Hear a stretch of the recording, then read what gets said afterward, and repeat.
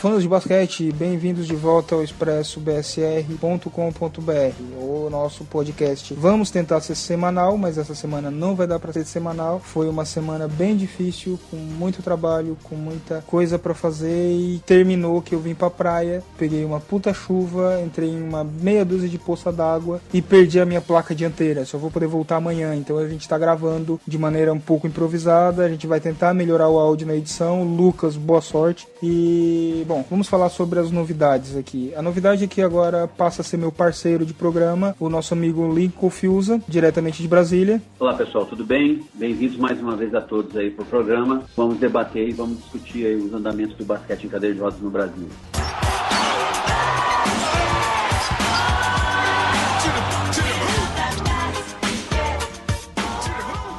Bom, hoje nós vamos falar sobre o que aconteceu em 2014, quais são as perspectivas para 2015 e 2016 e tentar traçar um paralelo de boas práticas e o que a gente acredita que seja melhor para o esporte e melhor para o atleta. Eu volto a treinar essa semana, eu volto a treinar no meu ex-time, mas eu ainda não tenho certeza se eu tô falando já ex-time porque eu não tenho certeza se eu vou continuar nele. Tem outras propostas mais legais. Eu gostaria de continuar pelos amigos que vão ficar lá. É um time que aprendeu a jogar junto e aprendeu a jogar junto muito bem, mas eu não concordo ainda com várias coisas que a diretoria faz e com o rumo que os nossos líderes têm tomado em relação a como lida com dinheiro. Dinheiro é sempre uma coisa difícil de lidar, mas lá é um pouquinho mais.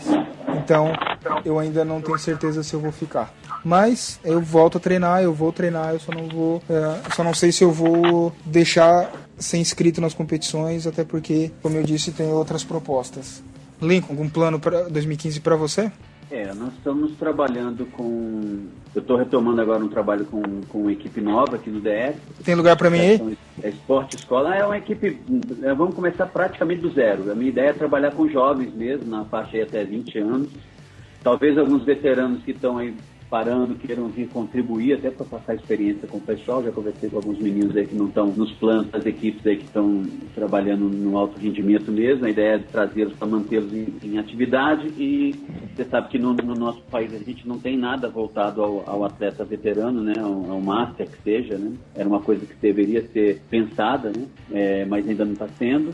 E então vou começar um trabalho novo com a equipe nova para estou pensando em fazer um trabalho de base mesmo. Não sei nem se muito para esse mesmo clube, né? A proposta lá é a gente trazer novos atletas que de repente sejam até aproveitados por outras equipes. Mas quero manter o trabalho e retomar a minha participação na federação local aqui e na confederação, participando de um clube mesmo e acompanhando, coordenando o projeto lá. Esse é o meu planejamento pessoal para 2015.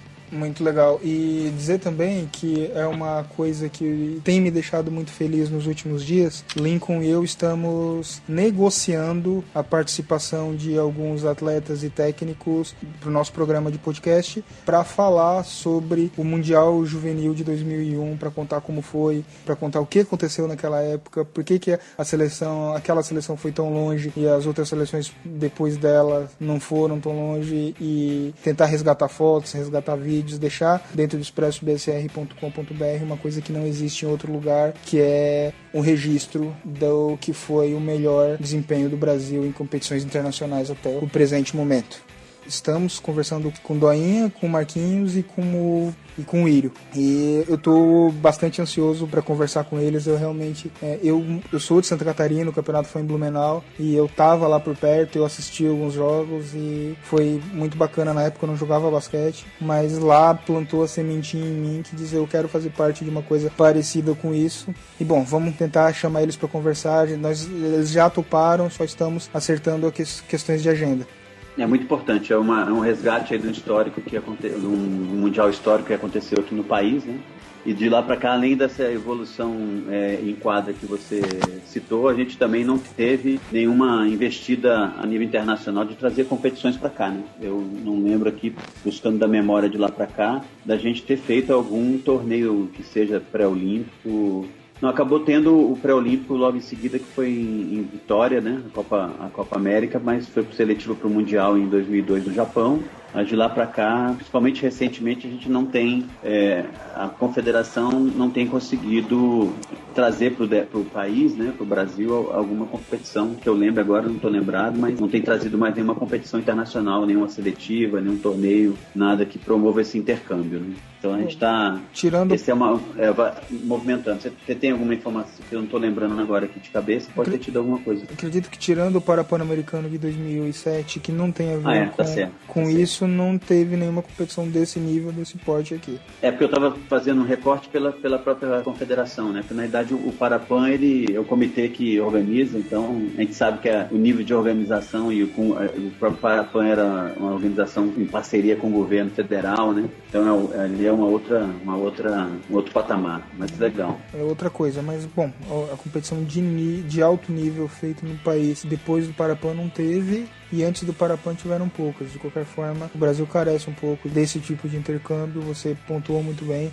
e precisa ser feito.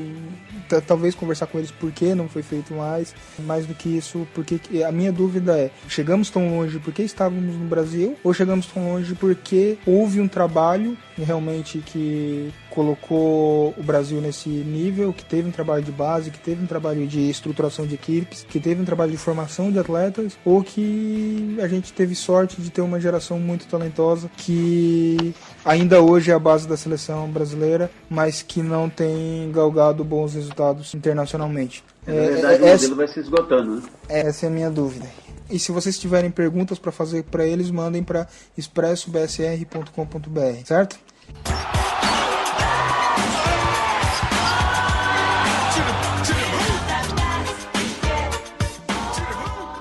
Começando aqui, o ano começou 2014 com um baita problema de 2013. O que aconteceu?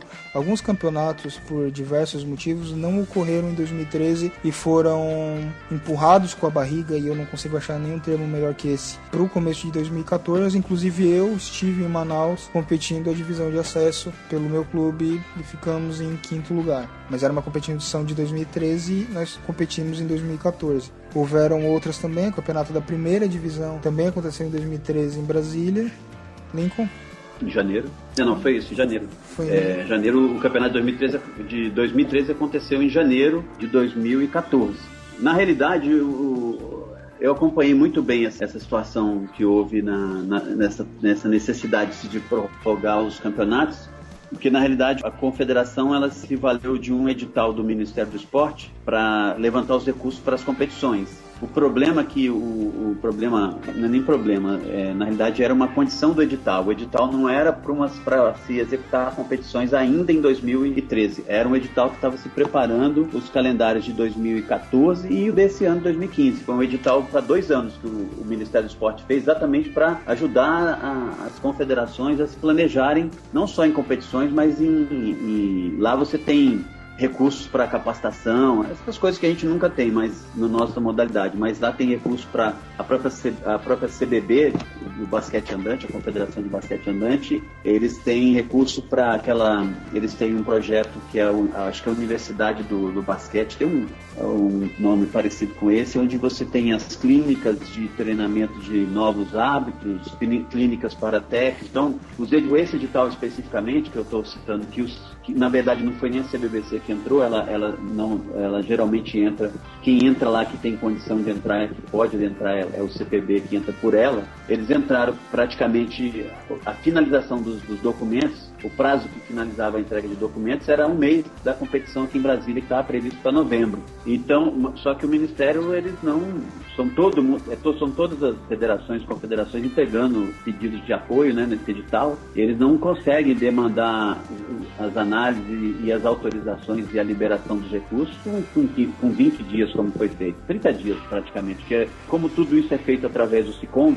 O SICOM é um sistema do governo federal onde você consegue entrar e ver desde o início do planejamento do plano de trabalho dos eventos esportivos ou de outros eventos, qualquer convênio com o governo federal, Ministério da Saúde, Ministério do Trabalho, você vê lá, mas no caso do que eu estou falando desse edital do Ministério do Esporte, você consegue ver a cotação de preço que foi apresentada para alimentação, hospedagem, vê tudo. Você vê a prestação de contas em detalhe também, porque tudo é digitalizado, fica lá, e qualquer cidadão acessa através do sistema de convênios do governo federal. E lá eu vi que o último documento que a CBVC deu entrada para se cadastrar, né, para participar desse convênio, desse edital, foi documento que eles apresentaram por volta do dia 25 de março. A competição estava prevista para acontecer aqui começando acho que 20 e poucos de novembro. 25 de outubro, desculpa, e para começar em 25 de novembro. Então, praticamente um mês antes, não deu tempo de fazer, eles tiveram que jogar. Tanto que os recursos utilizados foram esses. Só que foi repactuado para janeiro e fevereiro acontecerem as competições que estavam previstas. E a preocupação maior de fazer em janeiro era em função da Bolsa Atleta, né?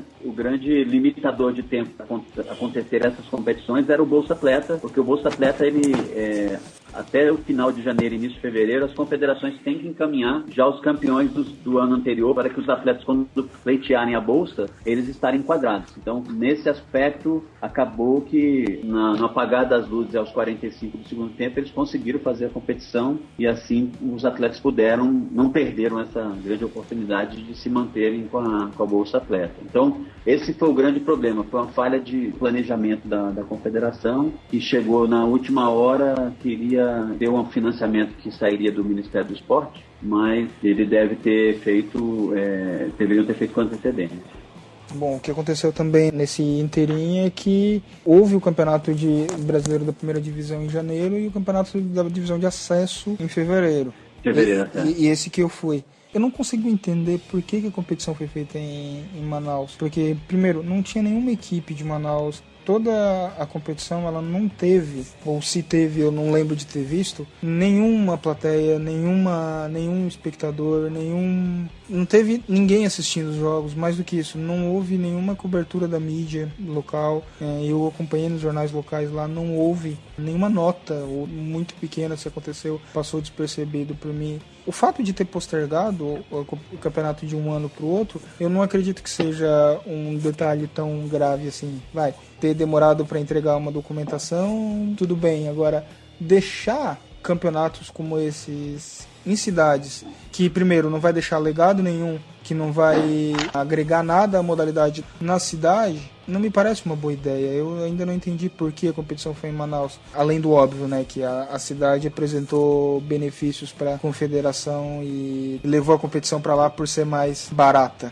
Você consegue entender isso?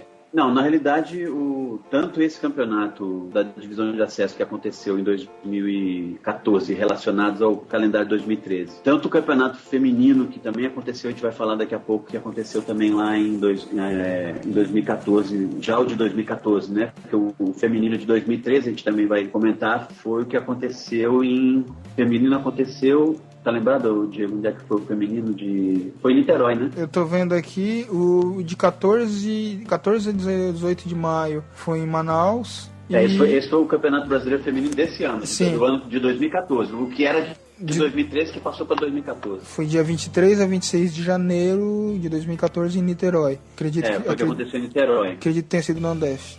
Foi na Andef. Então, esses campeonatos todos que foram feitos com os recursos do Ministério do Esporte e esse feminino que aconteceu em Manaus, ele foi todo pago pelo governo federal. Significa que, dentro da preocupação que você está tendo aí, que eu acho que é muito correta, de se ter um legado, porque aqui mesmo o DF se prontificou em realizar o campeonato aqui feminino, que tinha uma equipe querendo exatamente alavancar aqui, dar mais projeção para ela aqui no DF, fazendo a competição aqui. Comissão Jovem, né? É um trabalho muito legal que elas fizeram. Então, poderia ser feito em qualquer lugar. Aí vai ser feito lá em Manaus, até porque, como você comentou, deve ser bom para a confederação, porque ela não tem... De qualquer forma, ela não entenda por isso. Não teria custo nenhum, ela não teve custo nenhum. Ela não teria custo nenhum se ela fizesse em outro local. Ela poderia ter feito em qualquer outro local que daria no mesmo. Agora, é legal você levar uma competição, mas aí é o que você também colocou muito bem colocado. Você leva para uma competição para esse lugar e fala assim, não, lá não tem equipe, mas a gente quer mostrar o basquete de cadeira de roda para a população da cidade, né? Para as associações de pessoas com deficiências e deixar uma semente, né? Como você já citou agora há pouco de Blumenau, que foi a semente que você vê na competição, você se interessou em jogar. Mas aí você vai ver, tanto nesse brasileiro da divisão de acesso, como no brasileiro feminino, pelas fotografias que tem, porque não foi também registrado nada em vídeo, não foi transmitido nem nada, que é um outro problema. Não, mas mais do que isso, eu estava lá, eu vi que... Aliás, eu não vi ninguém. Lá, eu não vi ninguém. E é um ginásio super moderno, né? É uma arena Amadeu, né? Amadeu Teixeira. Amadeu Teixeira, é um ginásio... A inauguração desse ginásio, eu lembro que foi... Climatizado, né? 120% acessível. Dentro da cidade é muito acessível, é fácil de chegar. É bem localizado. Eu morei em Manaus, eu conheço bem. Ali perto, quase no centro da cidade, perto do shopping. Perfeito. Perto da arena perto onde é o estádio de futebol da Copa, né? A Arena Amazonas, Amazônia, parece. Arena Amazônia. Amazônia, do lado. Então é um ginásio de grande porte que...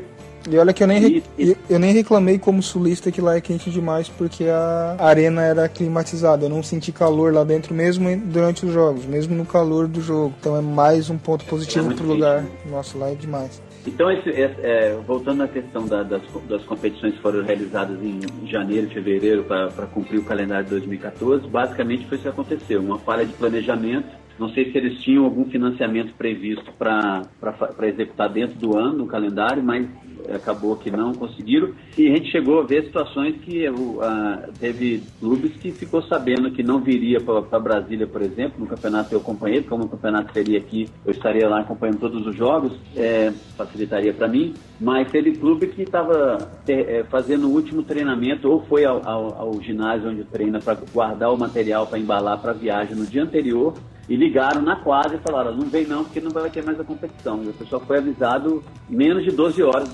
da viagem para a competição, né, para participar da competição. Eu soube que tinha gente que estava em trânsito quando avisaram. Não sei exatamente que equipe era, mas houve essa falha de comunicação, que é uma coisa extremamente inadmissível em tempos de internet. Os caras já estavam dentro do ônibus em trânsito para o local da competição e voltaram. E tiveram que voltar. Mas aí já estava com condição paga, já estava com...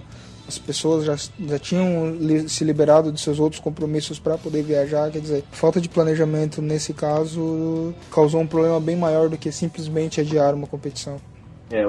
Os clubes tinham feito todos os seus planejamentos em função dessa confirmação das competições, né? Acabou que foi tudo transferido, que também afeta os clubes em função de férias dos atletas, pessoas que precisam muitas vezes liberação do trabalho, férias do trabalho, né? Ou pegar férias ou folga, ou negocia cobertura com outros funcionários, que a gente sabe que muitos atletas não somente vivem do basquete, né? Têm as suas profissões, então é um tormento muito grande.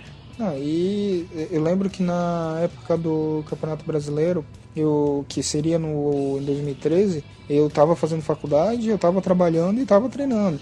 Eu já tinha pedido para os professores anteciparem minhas provas, já tinha pedido liberação no trabalho, e uma semana antes a gente soube que não ia viajar.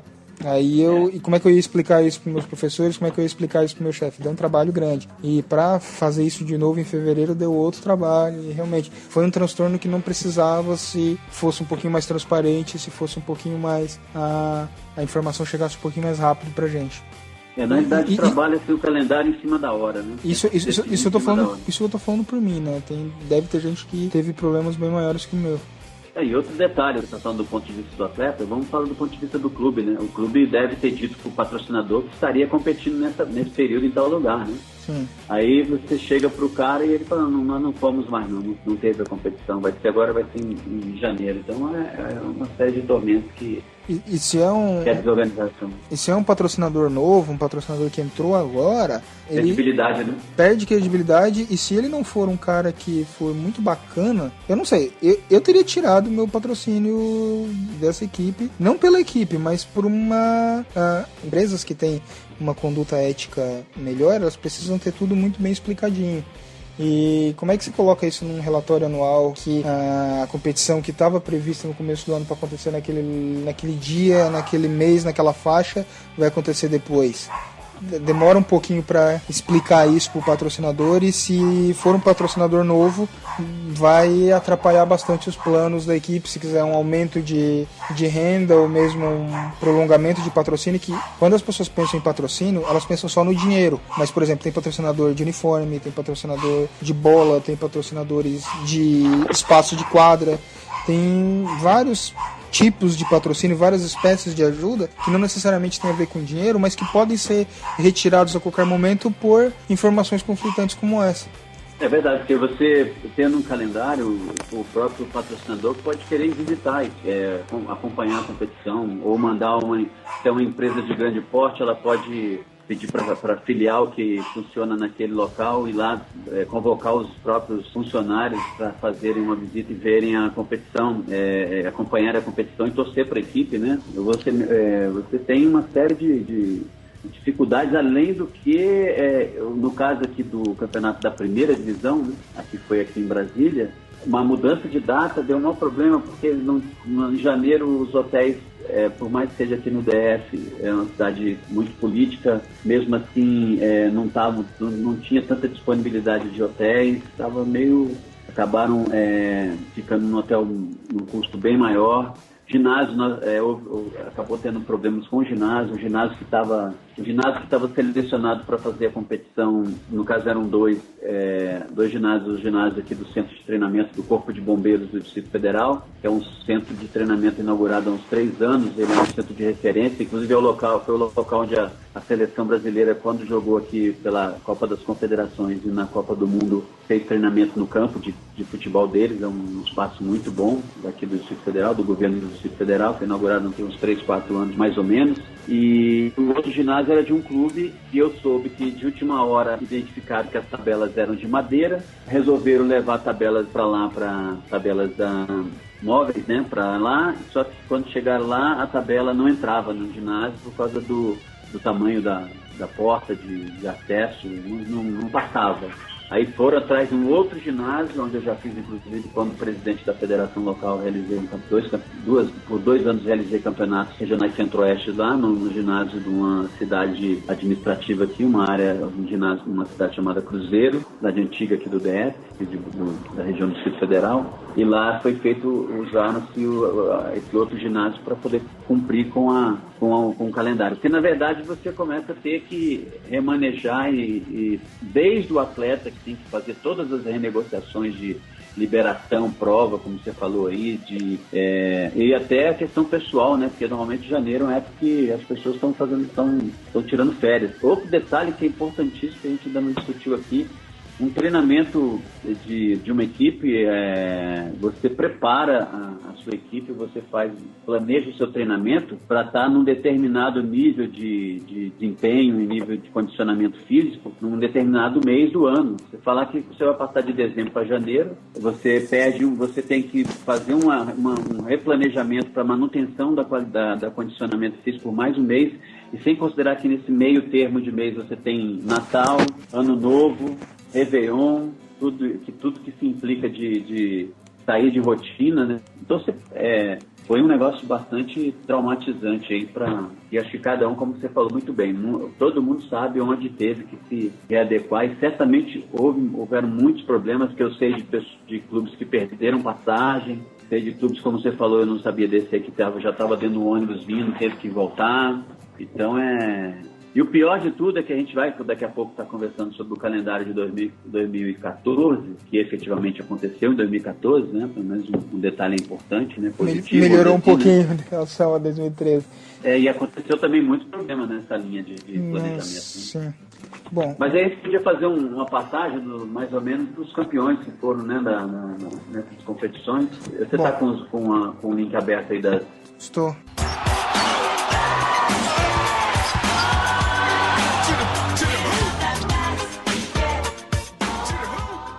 Bom, a gente podia ver, é o primeiro campeonato...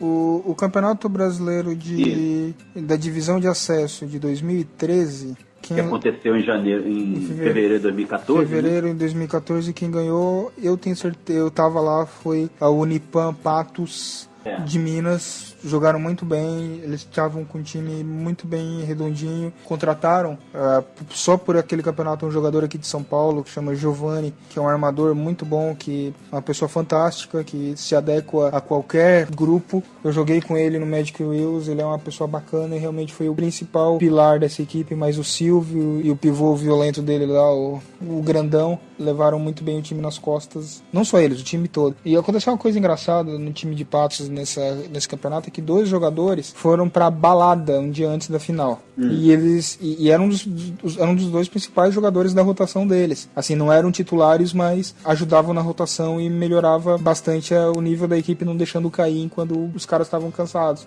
E o técnico optou em expulsar os 2 da equipe. Jogaram sem esses 2, jogaram com os 5 que começaram praticamente o jogo todo. E realmente foi bonito de ver a final contra o All-Star. Teve uma hora que os 2 pontos baixos do time de Patos estavam marcando o único cara que estava pontuando pelo All-Star. Eles ficaram segurando o cara por uns quase 6 minutos inteiro. O cara não pegou mais na bola e o time do All-Star não conseguiu mais fazer cesta. Foi bastante interessante essa estratégias, final. Né? Foi uma estratégia bem legal.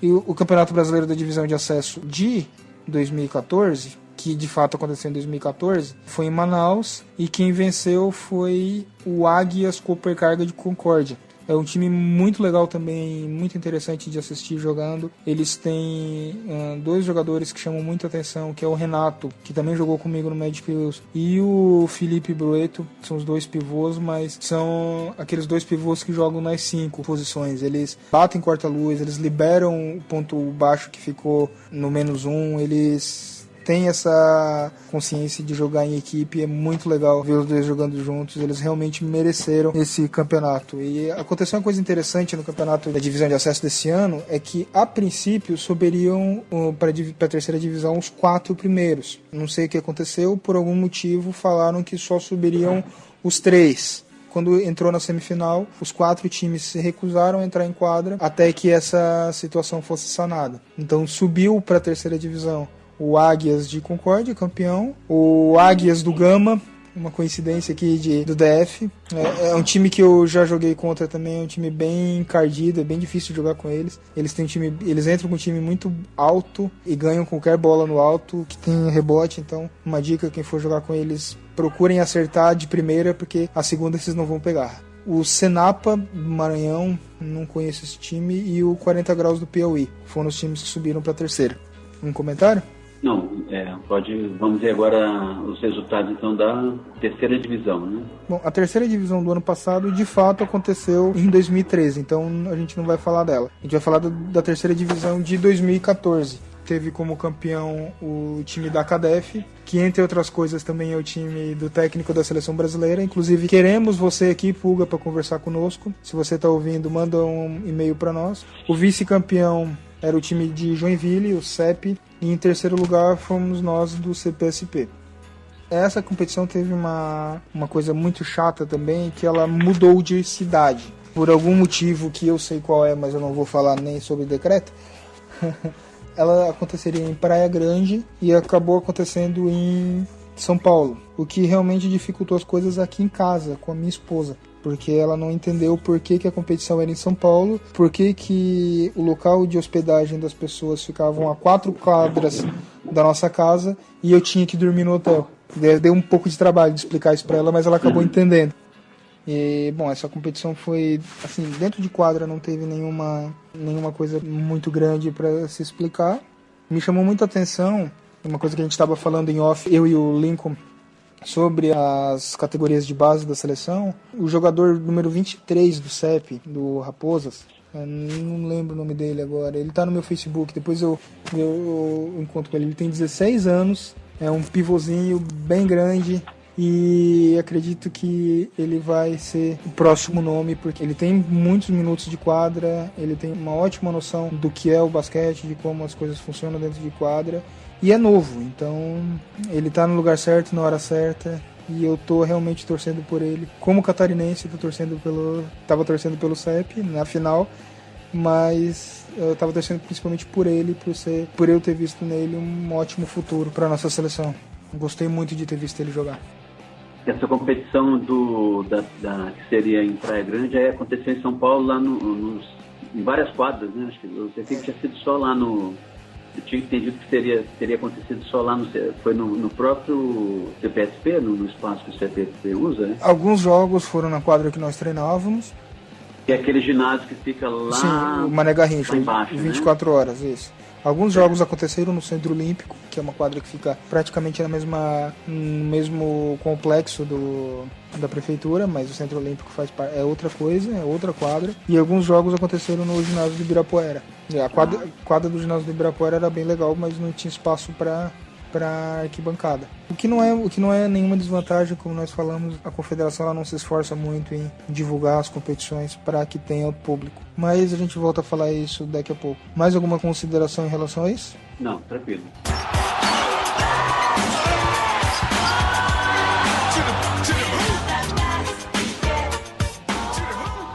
Aí a gente tem agora a segunda divisão. A segunda divisão de 2014 aconteceu de 19 a 23 de novembro em Brasília. Aqui em Brasília. Também nós tivemos problemas, né? O Lincoln pode falar melhor que ele cobriu toda. Eu acompanhei todo aqui. Até acho que 2 dias antes da competição não tinha confirmação da competição em Brasília, mas não tinha essa estrutura para...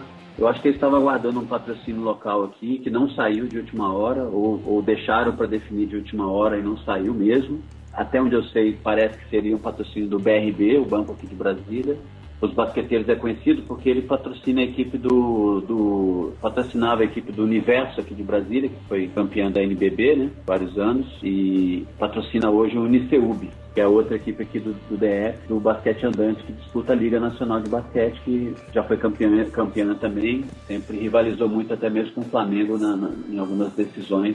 Vem tendo sempre um bom desempenho. Eles são patrocinados pelo BRB. O BRB não patrocinou, teve algum problema da liberação do patrocínio, mas mesmo assim eles conseguiram uma parte do recurso com o CPB, uma parte pequena do recurso com o CPB, e fizeram a competição lá no ginásio do clube que é chamado Minas Brasília. É um clube da capital aqui, muito tradicional. Tem esse nome até porque os fundadores foram um grupo de mineiros mesmo, o pessoal do estado de Minas que vieram para a construção de Brasília, que criaram esse clube para ter o seu congressamento, um clube com uma estrutura muito boa, os atletas ficarem em alojamentos. A grande desvantagem desses alojamentos, os alojamentos são bons, assim, o espaço é bom, porque são alojamentos para grandes eventos. Eles geralmente são utilizados muito para congressos ou para... Aqui em Brasília tem muitos encontros de categorias para reivindicar, né, o governo federal e tal. Então, cada alojamento é para 200, 300 pessoas. Então, não tem muitos alojamentos e são alojamentos maiores. Aí, eles fizeram o quê? Dividiram o alojamento, até porque sobrava muito espaço, eles dividiram o alojamento para cada 2 equipes. Então, cada 2 equipes utilizavam o mesmo alojamento. Você tinha banheiro, não tinha banheiro em todos os alojamentos internos, as pessoas tinham que tomar banho numa área do clube para poder pedir um espaço que é externo. Você saía do banheiro, você passa num corredor, né, numa área... Não é nem num andar, né? É no piso térreo. A única vantagem lá é que você está dentro de todo... O campeonato acontece todo dentro de uma estrutura só, né? O ginásio é lá, então a alimentação também era lá. Mas fizeram o campeonato para acontecer, né? Conseguiram realizar, vamos dizer assim. Não teve... acompanhei as competições, as equipes que acabaram chegando à final e as equipes que conseguiram foram realmente que desempenharam melhor, que vinham desempenhando já desde a primeira fase, apresentando o melhor basquete, a equipe da de São Paulo, né, da DR, né? Isso. Então, a equipe que é uma das equipes do CAD, né, do grupo do CAD aí, né, que tem várias equipes, né? E uma equipe do Sul. A equipe do Sul, lá do CIDEF, lá do Rio Grande do Sul, ficou em segundo, e em terceiro lugar ficou a equipe lá do Pará, a equipe da DF Pará, que é o presidente lá é o Valdir, né, que é da diretoria da CBVC. A única coisa ruim é que, como nesse não vai ter campeonato, 3 equipes não vieram, a competição aconteceu só com 9 equipes, a equipe da casa que estava tentando batalhar para ir para a primeira divisão, já vem batalhando um tempo aí, primeira divisão, está um bom tempo já na segunda divisão, está tentando chegar na primeira. Caiu na chave com 2 equipes mais fortes, que acabaram ficando em primeiro e terceiro lugar. Como só vieram 9 equipes, essa equipe jogou 2 partidas disputadas. Eu acompanhei os 2 jogos na íntegra, os jogos bem disputados. Só que como perdeu os 2 jogos, ficou em terceiro na chave e nem entrou para o mata-mata dos 8 primeiros. E ficou em 9º lugar. Ele jogou 2 partidas e ficou em 9º lugar.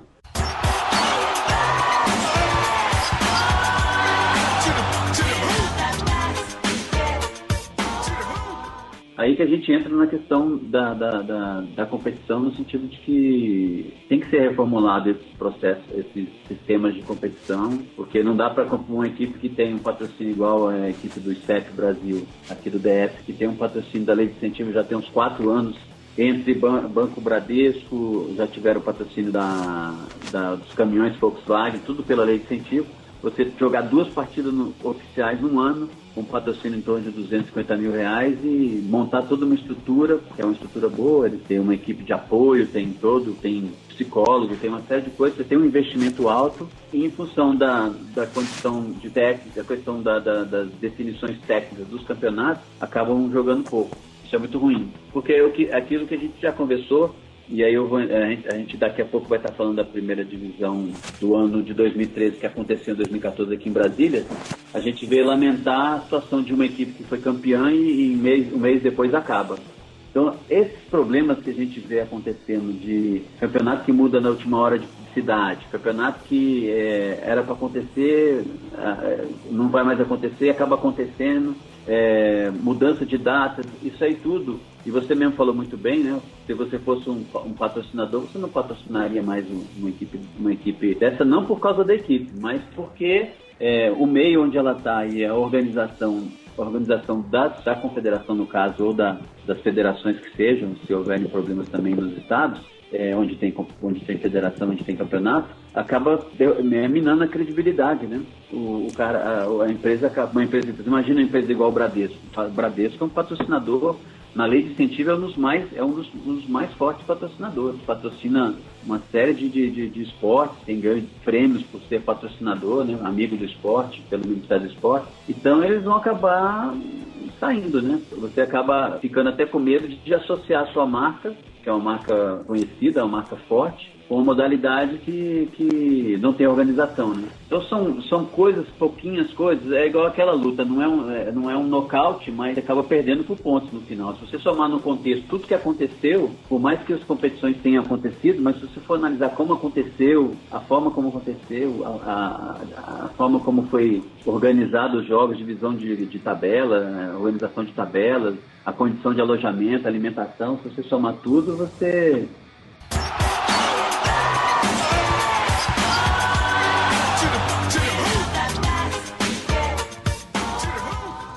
O único fato que justifica dizer que aconteceu, né? Que pelo menos foi realizado, mas a que preço que foi realizado, com que qualidade, isso aí, a gente já passou da época, né, de estar festejando porque saiu a competição, né? Acho um pouquinho mais de qualidade do agora. Brasil, eles estão trabalhando para estar na segunda e estar na terceira e para a segunda, depois ir para a primeira e ser campeão brasileiro, e não estão mais pensando naquele negócio de só participar, né? Acabou aquele negócio da gente estar até mesmo na divisão de acesso, você mesmo falou, as equipes aí estão investindo para poder ter quadros, estrutura de atletas novos, colocar mais peso nas suas estruturas para poder galgar novos resultados, e o fato de acontecer, nós já tem muito tempo que a gente não está mais preocupado só com isso, não. Tem que começar a ter uma cobrança para que aconteça com qualidade, né? Bom, como o Lincoln falou agora, o brasileiro da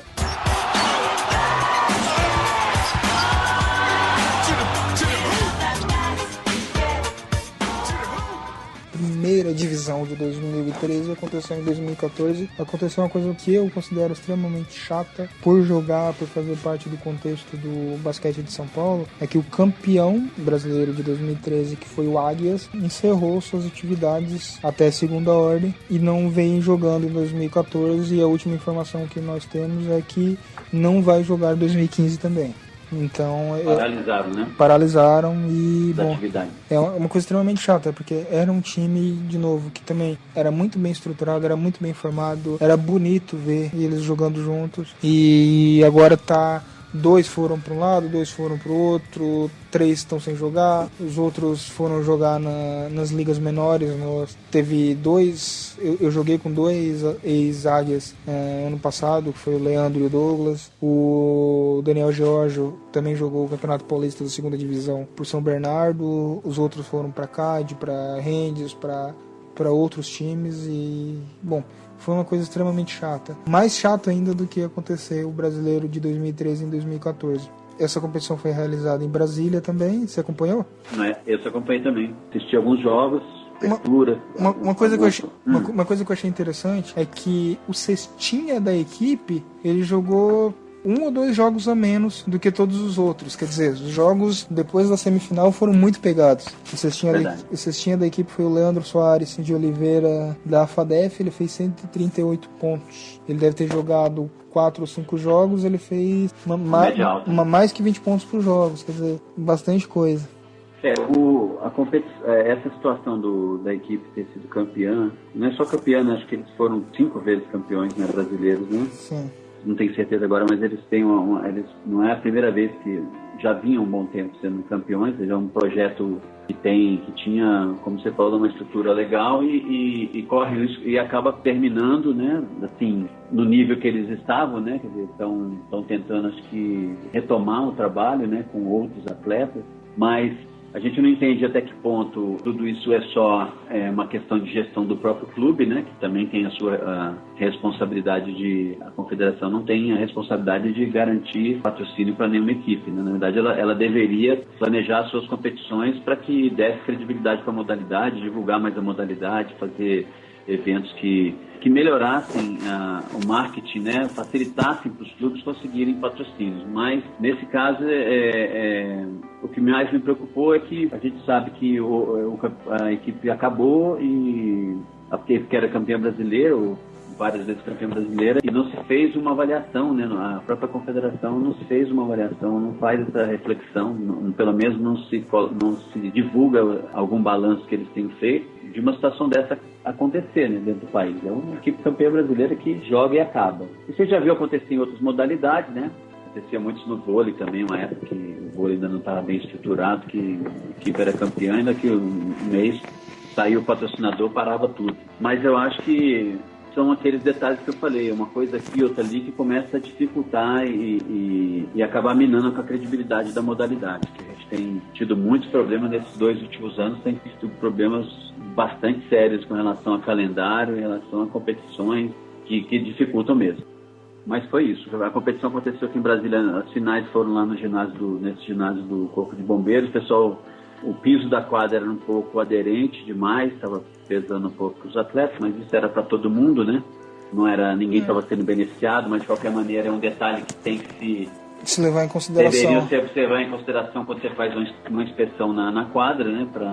Considerando que existem inspeções, mas eu acho que é uma coisa muito estúpida a ideia de quando um atleta fala, a quadra tá assim, a quadra tá X, a quadra tá Y. A quadra é a mesma para todo mundo e... É verdade, não é isso que vai fazer a diferença. Não vai ser isso que vai te causar um problema. Tudo bem, você treina num determinado tipo de quadra, a menos que a competição seja na quadra que você está treinando, ela vai ser diferente daquela quadra. As quadras, as pessoas não sabem, elas não têm um tamanho padrão. Elas têm de tal tamanho até tal tamanho. A altura da cesta é padrão, mas o tamanho delas diverge. E o fato de, por exemplo, uma quadra ser mais longe ou mais perto da arquibancada faz muita diferença para a noção de espaço do atleta quando ele está jogando. E são todas essas coisas que ele, com o tempo, ele vai aprendendo a lidar. Essas coisas o atleta tem que saber lidar, ele tem que ter a maturidade suficiente para entender como que as coisas acontecem ali dentro. E o atleta reclamar que a quadra tá assim, não sei, eu como técnico eu distribuiria alguns cascudos num cara desse. Você concorda comigo? Eu creio que a equipe tem que estar preparada, né, para essas dificuldades. Mas eu, como comentei, eu reforço que isso é para todos, né? Sim. O que eu quis dizer com relação à questão como você comentou, se tem alguma inspeção prévia, eu acho que tem que se fazer, porque nesse caso é possível jogar, não tem tanto problema, né? Se tem uma perda da condição de atrito da cadeira com o solo, com o piso, em função do tipo de piso que ela tem, vai ser igual para as duas equipes.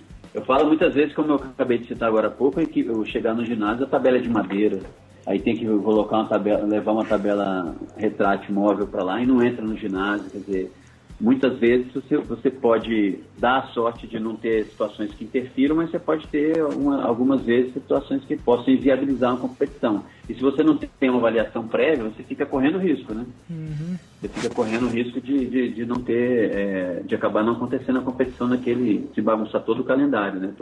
A gente sabe que as competições são feitas de forma justa, né? Você tem tabelas são quase que um entrando e outro saindo, se atrasar um pouco já fica mais complicado de você organizar a tabela de jogos dentro do prazo previsto. É o que eu falei, são detalhes poucos e pequenos que vai se somando, algumas coisas não são tão pequenas assim, né? Problemas de mudança de datas de campeonato que acabam... Mas enfim, a competição aconteceu e a parte de hospedagem e alimentação, o pessoal saiu muito satisfeito, porque eles ficaram num hotel de grande nível aqui grande qualidade, assim, novos hotéis recém-inaugurados há 1 ano, 2 no máximo, mais caros, né? Mas aí aquele lance você acaba pagando mais caro por uma falha de planejamento, né? Que é a questão das passagens, né? Você tem um calendário definido. Se eu soubesse que esse ano o Campeonato Brasileiro vai ser em Salvador em novembro, se eu quiser comprar passagem hoje, eu consigo comprar passagem.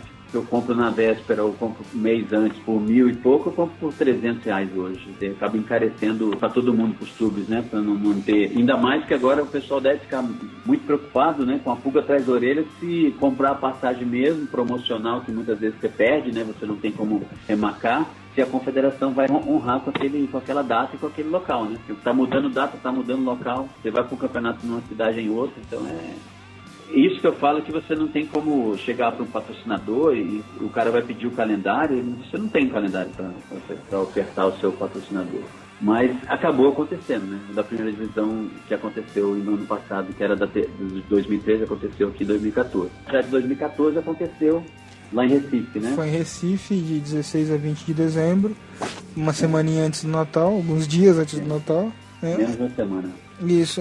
Uma coisa que me chamou a atenção nessa competição é que os placares, com algumas exceções, eles não foram tão elásticos em relação ao ano anterior. Quer dizer que mais equipes se prepararam melhor para essa competição e venderam um pouco mais caro a derrota para as equipes grandes. Não teve nenhuma surpresa, na minha opinião, em relação aos 4 primeiros colocados. Essa CBPRN América Tigres era um time que já vinha bem em outros anos e esse ano ficou em 4º lugar. Cuidado com eles ano que vem. Mas os 3 primeiros, ADD Magic Hands, tricampeã. Inclusive nós entrevistamos o Sileno, ele falou sobre a expectativa que ele estava para o campeonato da primeira divisão. Ele é tricampeão brasileiro agora. O CAD São José do Rio Preto também é um time que sempre vem fazendo boas campanhas. E a HD Camp, que recentemente aprovou alguns projetos e está com uma equipe ótima, liderada pelo Marquinhos e pelo Leandro. O Marquinhos, inclusive, que vai estar no programa sobre o Mundial Juvenil de 2001 em Blumenau.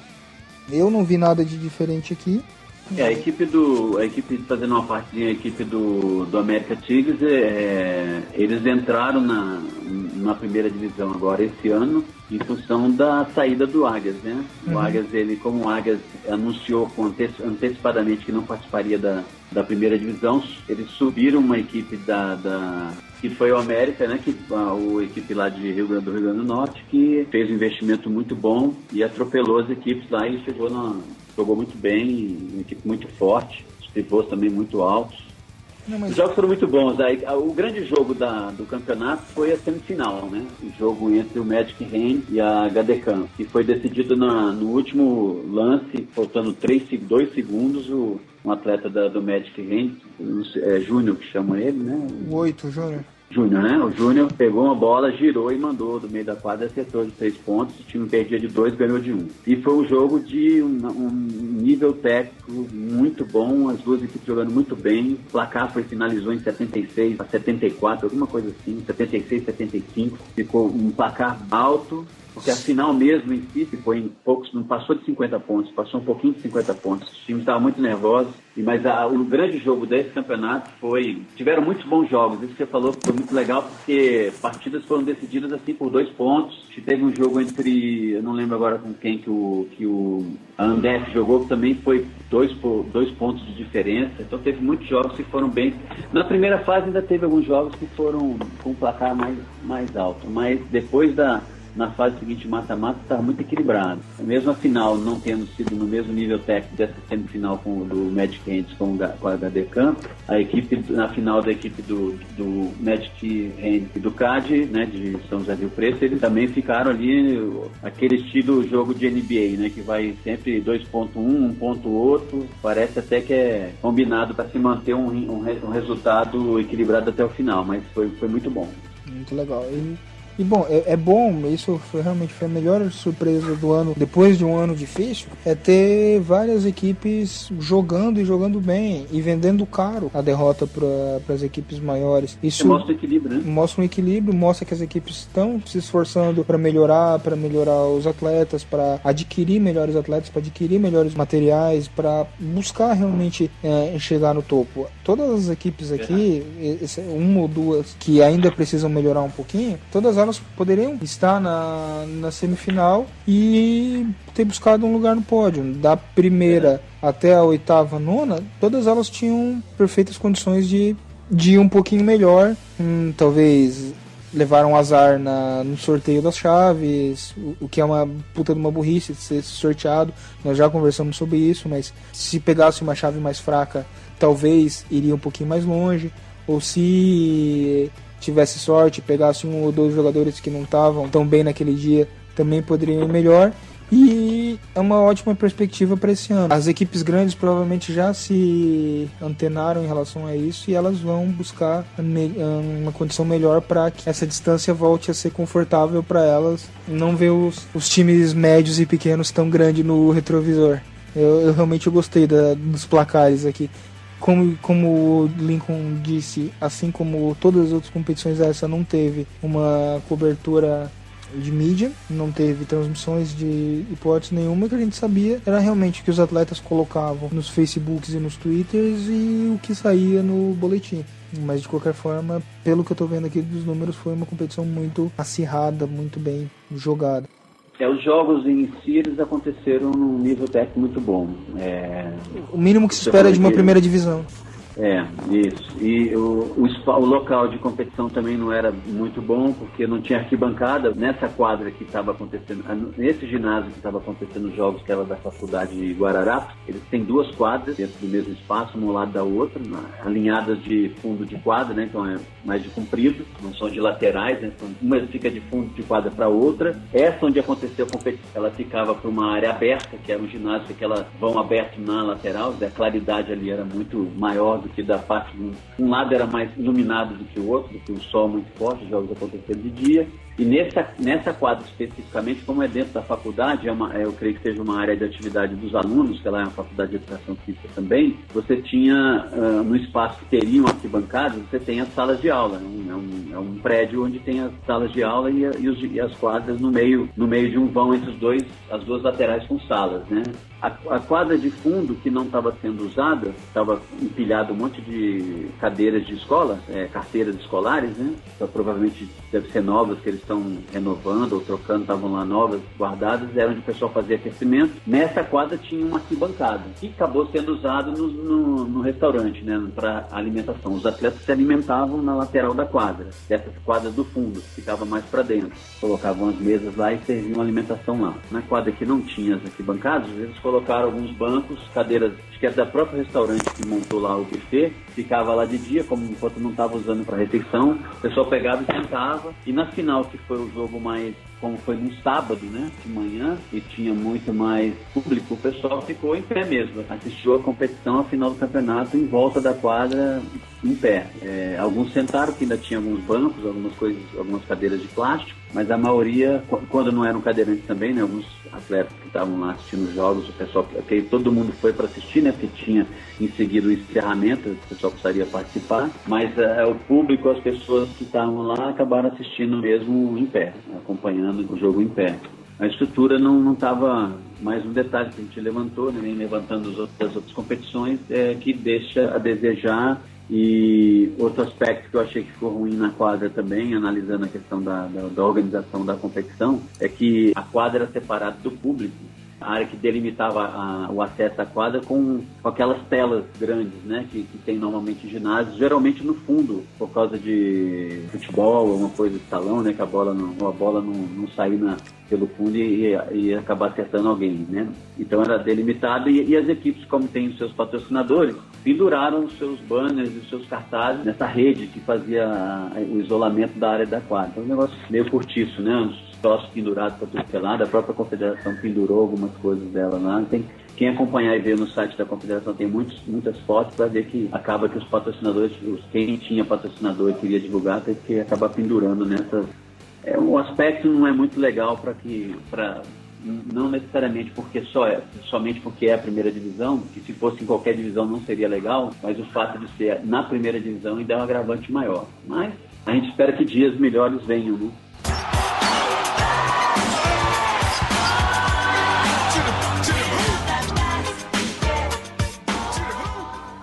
Bom, falando sobre todas as divisões, sobre como foram os campeonatos em 2014, houveram 3 campeonatos regionais, não tive muito acesso sobre eles. Eu soube de uma outra coisa que aconteceu. O campeonato regional deveria ser o segundo principal campeonato no Brasil, porque dá ao time, dá à equipe uma condição de jogo que ela pode, num sentido técnico da palavra, num sentido, aquecer para o campeonato brasileiro, seja ela de qual divisão que for. Eu não sei se eu concordo com 4 divisões, eu acredito que se fossem 2 seria bem melhor, mas isso é um assunto para um outro podcast. Nós vamos falar sobre melhores formatos de competição, já está aqui nos nossos planos de pauta, se não está eu vou pôr agora. Mas o fato de não ter acontecido regional com todas as equipes, sejam elas ranqueadas ou não, me deixou triste, porque eu esperava que houvesse mais uma competição além das que a gente já joga. Eu tenho um pouco de privilégio porque eu jogo em equipe paulista. Mesmo jogando a segunda divisão paulista, eu joguei praticamente todo ano. E todo ano eu joguei pelo menos 2 vezes por mês. Então eu em um mês eu praticamente joguei mais do que algumas equipes jogaram um mês inteiro. Isso é uma coisa muito injusta, porque coloca aí o mérito das equipes de São Paulo, em como o Campeonato Paulista é organizado. Elas têm uma enorme vantagem, isso já vem de anos, em relação às outras equipes, porque a gente acaba jogando mais. Não necessariamente as equipes de São Paulo são melhores que as outras, mas o fato da gente estar mais na quadra, ter sentido mais aquele calorzinho, aquele friozinho na barriga antes de entrar na partida, dá pra gente uma vantagem em relação às outras equipes. E o fato de não haver mais campeonatos regionais dificulta muito a vida dessas outras equipes. Isso é verdade. Você não tem ritmo de jogo, né? Uma equipe que jogou 2 partidas num ano, embora que o campeonato, no caso do DF, houve um torneio no primeiro semestre relacionado ao campeonato estadual, né? No nosso caso, que é o distrital. Aconteceu, a equipe jogou algumas partidas, a equipe do ICEP, que eu citei agora há pouco, só jogou 2 partidas oficiais da confederação, mas jogou só um torneio no início do ano e não jogou mais. O certo seria, eu fui presidente da federação aqui do DF por 2 mandatos seguidos, a gente sempre buscou tentar fazer seguir essas 3 competições. Você ter o estadual logo no início do ano, no nosso caso aqui, como eu falei, o distrital, preparando para o regional, que deveria ser no primeiro semestre ainda, mas mais para o final do semestre, tipo para maio e junho você organizar os regionais, e esses seriam preparatórios para o brasileiro, no segundo semestre. No segundo semestre. Nós já tivemos época que nós tínhamos a Copa do Brasil também, não sei se você chegou a... Eu já li a respeito, já me falaram a respeito, era uma competição Nós tínhamos mais uma outra competição bem bacana. As 8 primeiras equipes ranqueadas, elas disputavam a Copa do Brasil, que era mais um torneio. Na realidade, a gente tem que procurar, o que deveria ser feito é procurar viabilizar o maior número de competições possíveis para que todos saiam beneficiados, né? E como você falou, o Campeonato Paulista ajuda por esse aspecto as equipes paulistas a terem mais ritmo de jogo quando chega nas competições, mas como não tem, a gente estava conversando agora há pouco antes do programa que teve o Campeonato Mineiro, que a gente acompanhou alguma coisa pela internet, que aconteceu lá em Patos de Minas, e o Campeonato Paranaense. O Paranaense também, são 9 equipes lá, a gente esteve conversando com o Benhur, eu tive conversando com o Benhur, estava me falando sobre eles estão com 9 equipes lá participando, mas a gente não sabe de outros, né? A gente sabe que tem equipes no Rio de Janeiro, como o próprio, você citou, a CADEF, que foi campeã da terceira divisão, né? Da equipe do técnico da seleção brasileira do Rio de Janeiro, e lá tem outras equipes, né? Lá tem o time do Macaé, você tem a própria Ambef, a CADEF, então você tem um número maior de equipes, deve ter mais alguma, devem ter outras equipes lá. E aí a gente, até conversando antes aqui, achou que nesse quesito dos campeonatos estaduais e regionais, eles deveriam ser incentivados e não ter o que a gente está vendo, que os regionais na prática não são mais regionais, né? Você tem só uma seletiva para destacar quem vai para a divisão de acesso, e o incentivo para se fazer o campeonato estadual é nenhum. Eu creio que a confederação não deve despender um segundo sequer tentando ajudar ou conversando com as federações para que elas aconteçam, né? Que elas tenham condições de realizar essas competições. Porque, no meu entendimento, o trabalho da confederação e o trabalho das federações, eles deveriam ser complementares, deveriam inclusive ter um tá apoiando ao outro, né?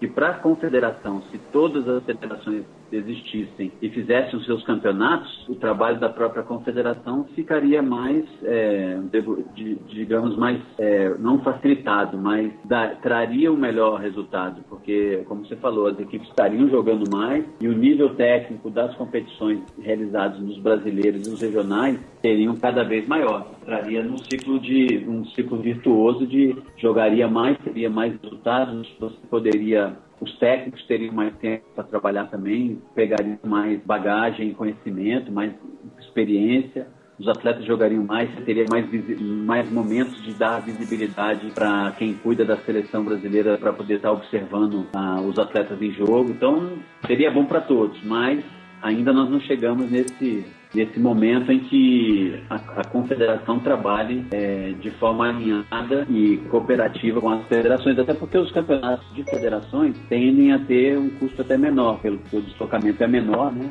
Dependendo da forma como se disputa, você tem jogos que não tem nem deslocamento, né? O Paulista deve ter competição entre equipes da capital, agendar e ir lá jogar, não tem despesa com alimentação, não tem despesa com transporte para as próprias equipes, o custo é menor, não é isso? Você que tem experiência aí?